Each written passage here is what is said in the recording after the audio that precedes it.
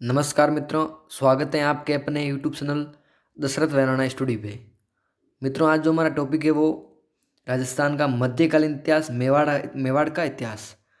तो मित्रों, ये जो टॉपिक है एलडीसी, ग्रुप डी, पटवार, रीट, इन सभी एग्जाम में आने वाला टॉपिक है। और ये जो टॉपिक है ये टॉपिक कॉमन टॉपिक है। तो मित्रों, ये वीडियो आप मिस ना करें, कृपया करके आप पूरा वीडियो देखें ताकि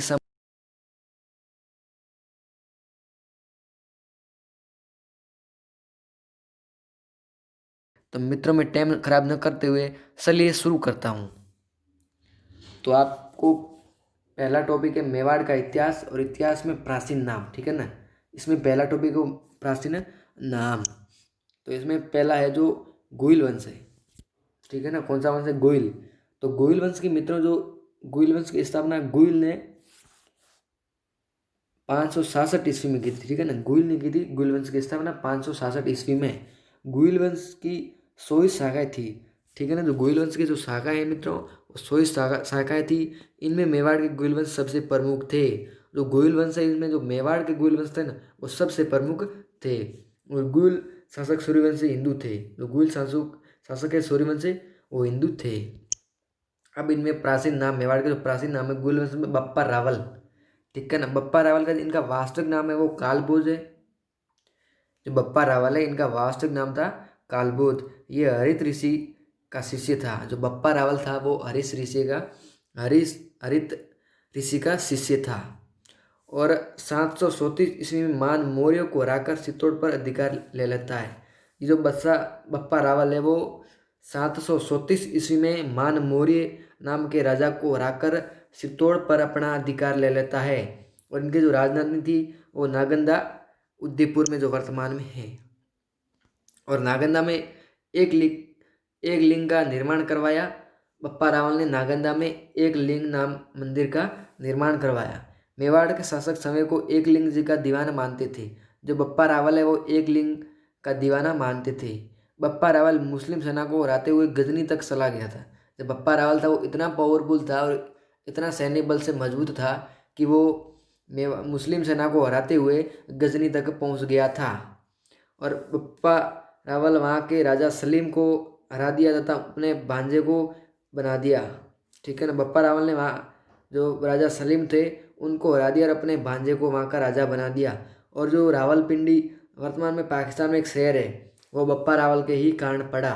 जो मित्रों, सीवी वेद ने बप्पा रावल की जो तुलना की वो चार्ल्स मार्टिन से की है। और जो चार्ल्स मार्टिन है वो फ्रांस का एक कमांडर है, ठीक है ना। जो चार्ल्स मार्टिन है ना, वो एक फ्रांस का एक कमांडर है। और मेवाड़ में सोने के सिक्के प्रारंभ किए।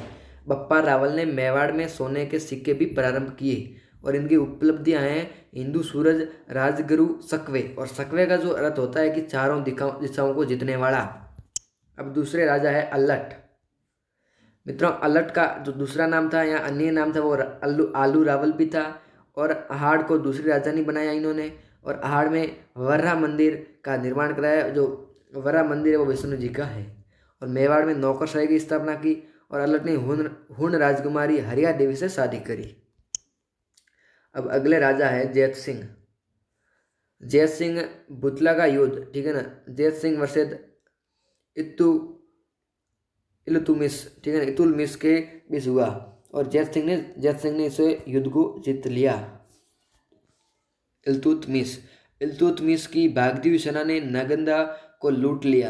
यानी जब सेना हार गई जैत सिंह के सामने, तो इल्तुतमिश की जो भागती हुई सेना थी उसने नालंदा को लूट लिया। जैत सिंह ने चित्तौड़ को नई राजधानी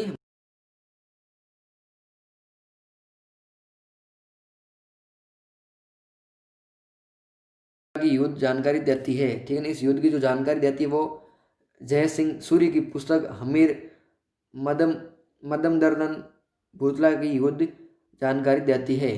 ये जो युद्ध हुआ उसे भूतला का युद्ध कहा जाता है। जैत सिंह का शासनकाल मध्यकालीन मेवाड़ का स्वर्ण काल था। जो जैत सिंह का शासन था वो मध्यकालीन मेवाड़ का स्वर्ण काल था। अब अगले राजा है रतन सिंह।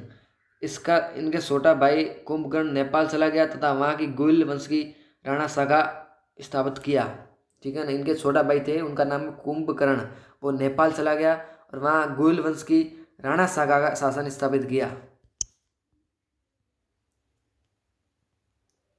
आगे है अलाउद्दीन खिलजी का सिरोड़ पर आक्रमण, जो 1303 में हुआ। कारण इनका जो अलाउद्दीन खिलजी ने चित्तौड़ पर आक्रमण किया, उनका मुख्य कारण था अलाउद्दीन खिलजी की साम्राज्यवादी नीति। ठीक है, अलाउद्दीन खिलजी की साम्राज्यवादी नीति, चित्तौड़ का व्यावसायिक एवं सामरिक महत्व, सुल्तान के लिए प्रतिष्ठा का प्रश्न और मेवाड़ का बढ़ता हुआ प्रभाव, पद्मनी की सुंदरता, और सबसे जो महत्वपूर्ण टॉपिक है कि इनका महत्वपूर्ण जो कारण माना जाता है वो पद्मनी की सुंदरता। पद्मनी शीलदीप श्रीलंका की राजकुमारी थी। जो पद्मनी थी वो श्रीलंका की राजकुमारी थी। उनके पिता का नाम है, और इनके जो पिता का नाम है वो गंधर्व सेन, माता का नाम है संपावती। ठीक है ना, ये भी आप याद रखना, क्योंकि कभी कभार पूछ लेते हैं कि भाई पद्मनी के पिता का नाम या माता का नाम, कोई भी क्वेश्चन आ सकता है। आगे है राघव सेतन नामक ब्राह्मण ने अलाउद्दीन खिलजी को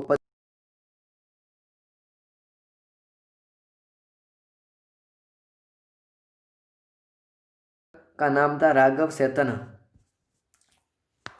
1313 में चित्तौड़ का पहला शाखा हुआ। तो पद्मिनी ने 1600 स्त्रियों के साथ जहर कर आत्म समर्पण किया। जब अलाउद्दीन खिलजी युद्ध हुआ तो उन्होंने अलाउद्दीन खिलजी को मुंह तक नहीं दिखाया और उन्होंने आत्मसमर्पण के साथ जोहर कर लिया। शाखा, तो शाखा का युद्ध वो जोहर प्लस केसरी यानी पहले जोहर होता था।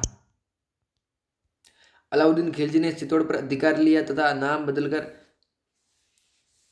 खिवरजाबाद कर दिया। यानी उस युद्ध हुआ उसमें अलाउद्दीन खिलजी जीत गए। चित्तौड़ अपने बेटे खिवरजा को दे दिया, और जो चित्तौड़ था वो अपने बेटे खिवरज खां को दे दिया। खिवरज खां ने गंभीरगिरी नदी पर पुल बनाया।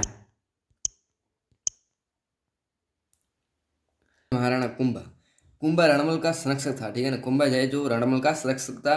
कुंभा ने रणमल की सहायता से अपने पिता की हत्या का बदला लिया। यानी कुंभा की रणमल की जो सहायता करी, उससे अपने पिता की हत्या का बदला लिया। और मेवाड़ दरबार में रणमल का प्रभाव बढ़ गया तथा उसने सिसोदियों के नेता राघवदेव चूड़ा उसके भाई की हत्या करवा दी।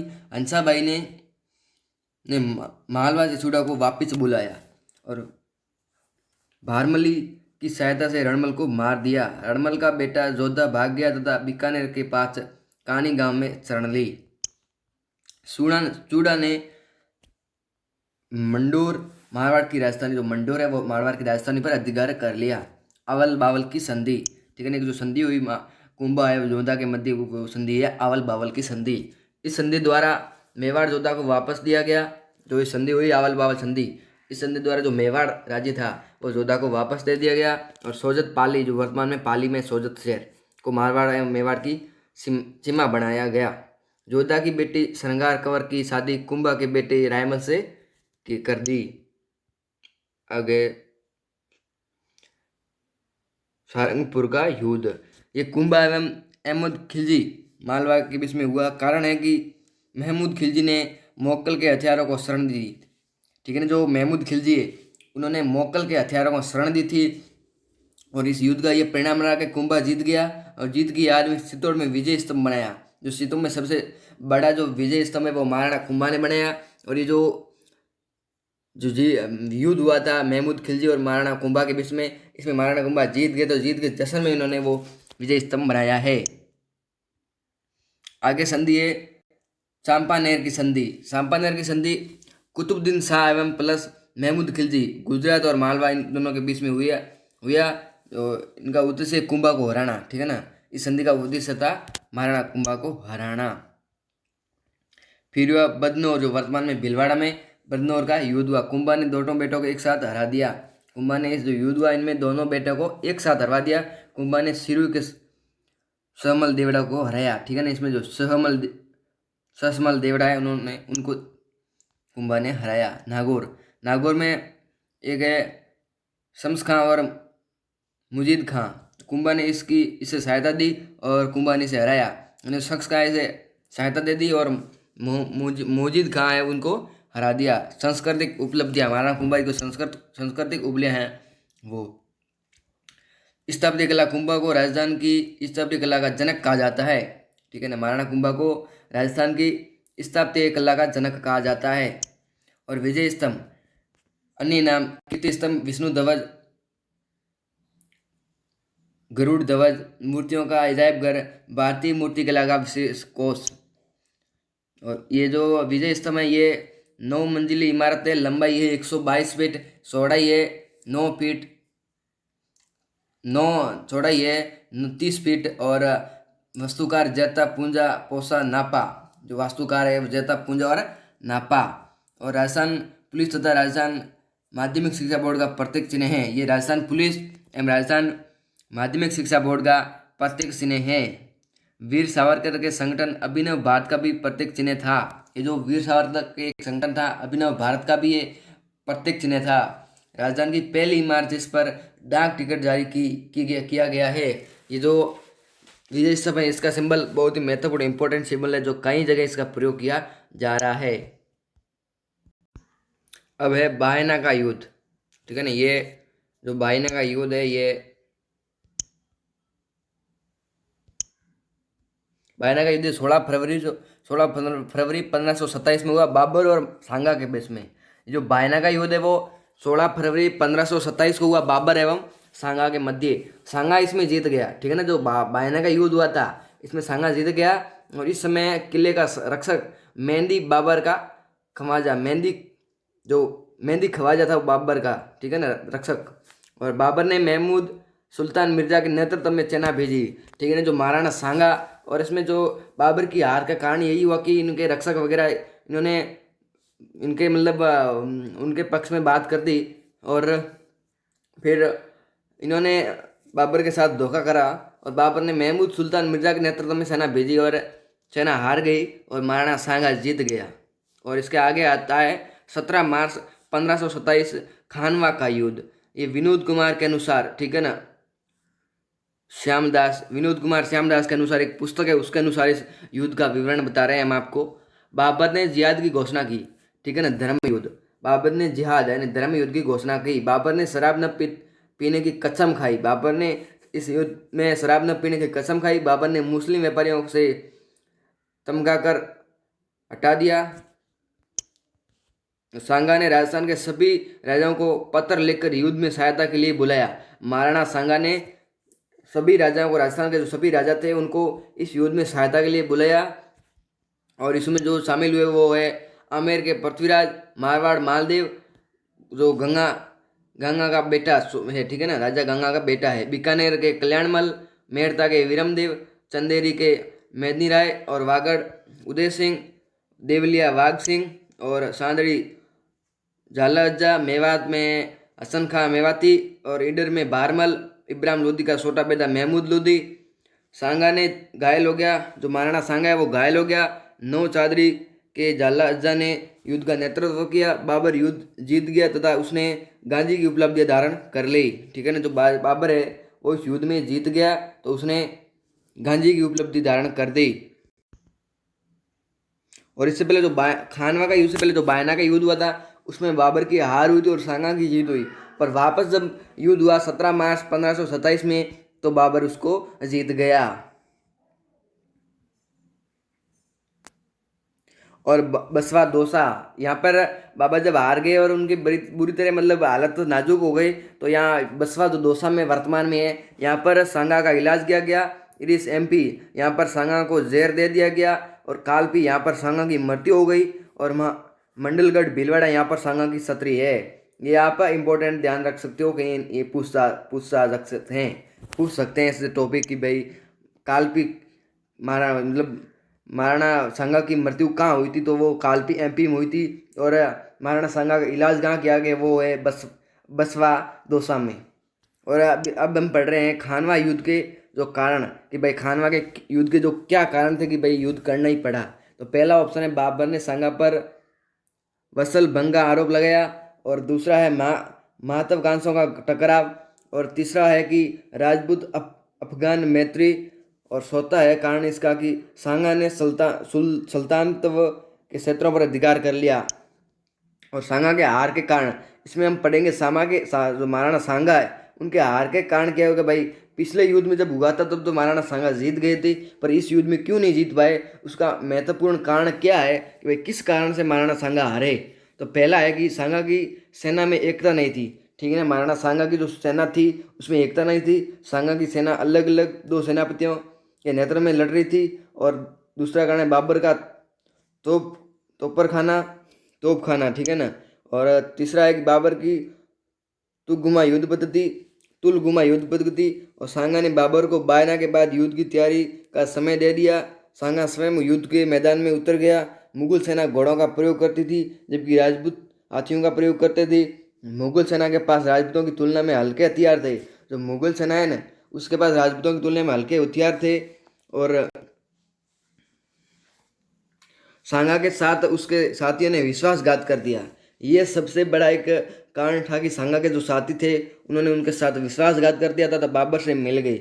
जैसे ही रायसीन का सलहदी तंवर तथा नागौर के खजवाने मुसलमान, जैसे रायसीन जो एमपी का जो सलहदी तंवर तथा नागौर के खानजादे मुसलमान, ये इन्होंने बाबर के साथ विश्वासघात कर दिया और बाबर इस युद्ध में इस महाराणा सांगा के साथ विश्वासघात कर दिया और बाबर से मिल गए और महाराणा सांगा की हार हो गई।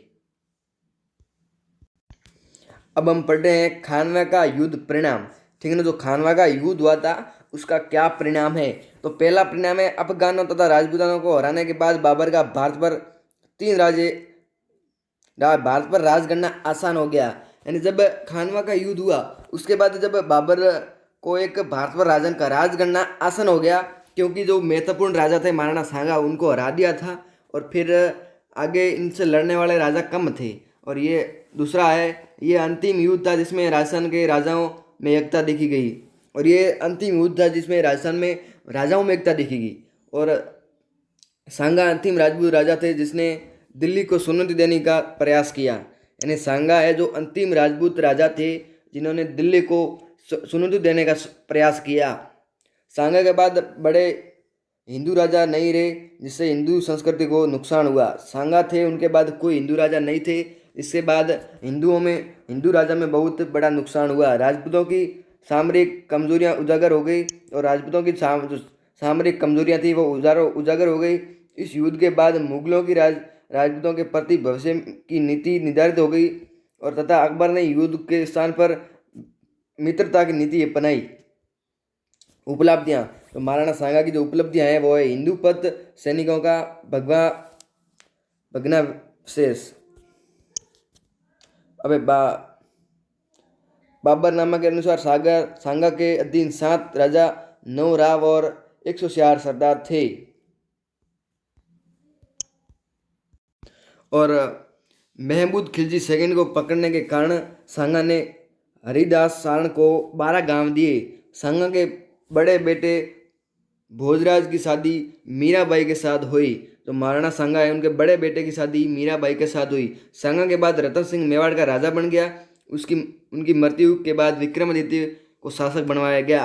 यानी सांगा के बाद मेवाड़ का राजा रतन सिंह बन गया, फिर उनकी मृत्यु के बाद विक्रमादित्य को राजा बनाया गया। तो मित्रों हम पढ़ेंगे आगे विक्रमादित्य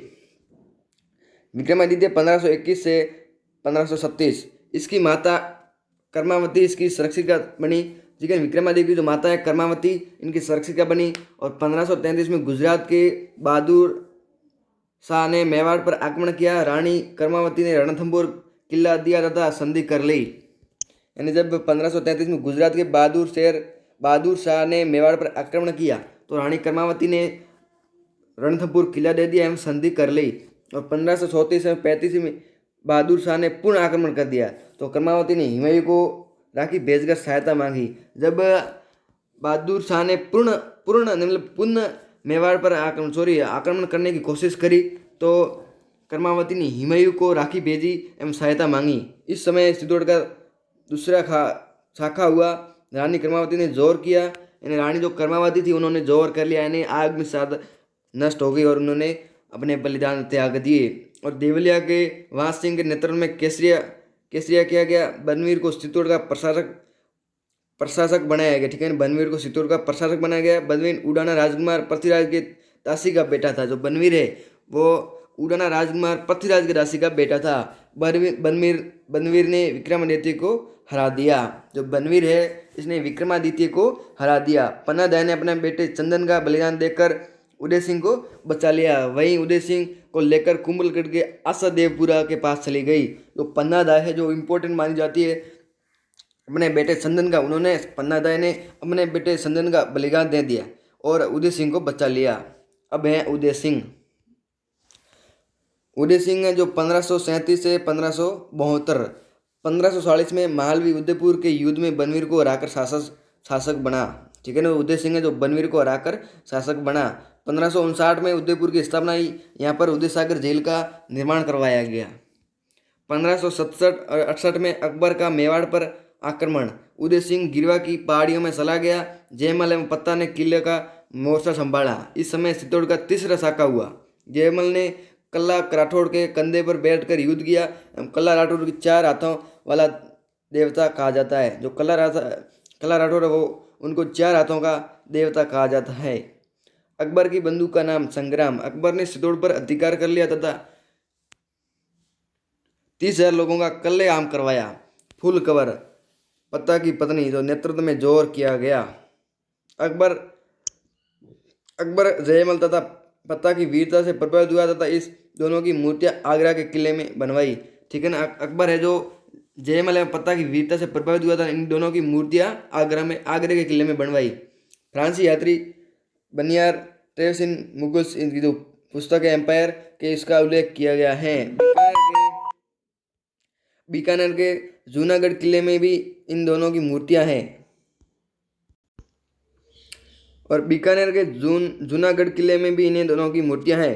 और 1572 में होली के दिन गोकुंदा में मृत्यु हो गई। वहीं पर इसकी छतरी बन गई। उदय सिंह ने अपने बेटे प्रताप को राजा नहीं बनाया बल्कि छोटे बेटे जगमाल को राजा बनवाया। इन्हें जो उदय सिंह जी थे उनकी 1572 में मृत्यु हो गई गोकुंदा में और उनकी वहीं भी छतरी बनी। अब है महाराणा प्रताप। महाराणा प्रताप 1572 से 1597, ठीक है ना, 25 वर्ष इन्होंने राज किया। जन्म 9 मई 1540 कुंभलगढ़ के किले में। और माता है जयवंताबाई सोनगरा और रानी है अजबदे पंवार। इनका जो बचपन का नाम है वो कीका। और प्रताप का पहला राजतिलक 28 फरवरी 1572 को गोकुंदा में हुआ होली के दिन। और सलूम्बर के कृष्णदास चुड़ावत ने प्रताप का राजतिलक किया। प्रताप ने कुंभलगढ़ में अपना विधिवत राजतिलक करवाया। इस समारोह में मारवाड़ का चंद्रसेन उपस्थित था। अकबर ने प्रताप को समझाने के लिए 4 दूत भेजे।